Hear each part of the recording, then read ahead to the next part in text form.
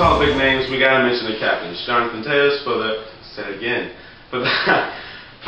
Chicago Blackhawks, and Mike Richards for the Philadelphia Flyers. If you may have seen, Richards, he grabbed the trophy. Not only grabbed it, he pretty much ripped it from the hands of the guy holding it and then took it to the back like it was no one's business. Toews, however, he wanted nothing to do with it. And as we saw a few years ago, Crosby, I have to throw him in there. A few years ago, he didn't touch it, and they lost. And last year he did, and they won. So, is the curse broken? Honestly, I think it is.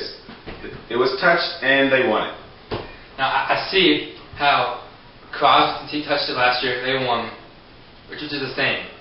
So, you think that broken curse, but I believe it's only in the Eastern Conference. The Western Conference, still, the curse is still there. Why Toews probably didn't touch it. Richards just falling after Crosby. It's kind of hard to believe. That's not a bad thing to do when you're winning cups and gold medals. Yeah. The Olympic gold, cups. And both great leaders, lead the team, young captains, set examples, and leaders by example. Alright, if we're going to compare the two captains, we might as well throw the numbers in there. Points, Toews with 26, Richards with only 21. Still close, just not close enough. Toews playing a lot better. Then we go on to assists, 19 for Toews and only 15 for Richards. So if we're looking at numbers, Toews got a good point. He's doing good. Richards is playing quite well, spectacularly you'd even say. Let's even bring up Game 7 versus the Montreal Canadiens. That shorthanded goal. That was a great effort. That was a great effort. And he scored. The second one didn't go off so good. He had to pass it to a player, but still great. He fell down in front of it.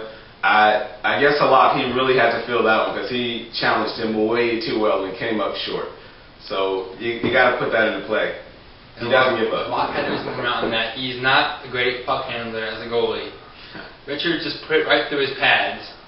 Got hit, got up, went around Halak, and just took it to the net. Halak's stick was there. He threw a stick, I thought, but probably should have been a penalty shot if he didn't score it. Like he threw a stick. But great effort, got to the net. Good goal. Reminded me of kind of the Ryan Kessler Olympic goal against Canada. When he went around D-man, the puck and swatted at it. True. Alright, we're going to talk good goaltending, because we just mentioned the bad goaltending. That was terrible move by Halak. Now let's mention the goaltenders going into Game 7. We have Michael Leighton. He's got a save percentage of .948, so he's doing pretty good, and actually doing slightly better than Niemi. But you can't really take Leighton's in too much, because he just got in, he's had rest, he just came off an injury coming into the series, and yeah, he lit up Boston, he lit up the Canadiens big time, but can he light up the Blackhawks? Guess we'll find out. He was a brick wall in those series. Leighton, former Blackhawk, by the way, he's been great. And Niemi, magnificent. He's both playoff rookies. That is true. Yeah, both playoff rookies. Just noticed that. Both are playing great for their respective teams. Going into Game 1, which starts on Saturday, 8 o'clock on NBC, Michael Leighton has 3 shutouts, combined 4 when he relieved a fallen Brian Boucher in Game 5 against the Boston Bruins. Niemi, on the other hand, he has 2 shutouts. So we'll see how that plays in for both of them. His record, Michael Leighton, 6-1, and Niemi, 12-4. So we'll see how their records as far as those numbers are concerned. But as far as shutting down teams, Leighton, I got to give him the upper hand. Yeah, he's definitely been a brick wall. Since he's come to the Flyers, new goalie coach, they've worked on his arc coming out the net, and he's been spectacular, shutting down, just great. So, can the Blackhawks stop Leighton? We'll find out then. Moving on to their last appearances, both teams, last clubs. Flyers, their last visit there was 1997. They were swept by the Red Wings. Horrible. Blackhawks wasn't as good either. 92, they were also swept by the returning champion Pittsburgh Penguins. That was their second of 2 Stanley Cup finals, visiting and winning, so they couldn't stop them either. Alright, Brian Boucher, he may be dressing for Game 1. It's not confirmed, it's a possibility. The reason he was out because he strained both MCLs in Game 5 against the Boston Bruins on May 10th. Not a good landing for him. That's when Matthew Perrant fell on him. He had to save still. Chris Ponder came in and swept up the trash. Schedule.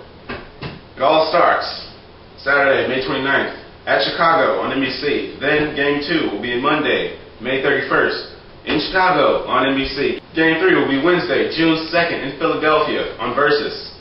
So Game 4 be in Philadelphia Friday, June 4th on Versus.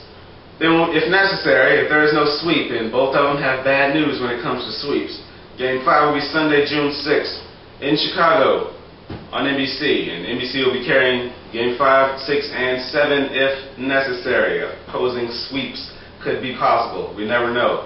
Game 6 will be Wednesday, June 9th in Philadelphia. And Game 7, if it gets that far, which I highly doubt, it'll be Friday, June 11th in Chicago. I am Lamar.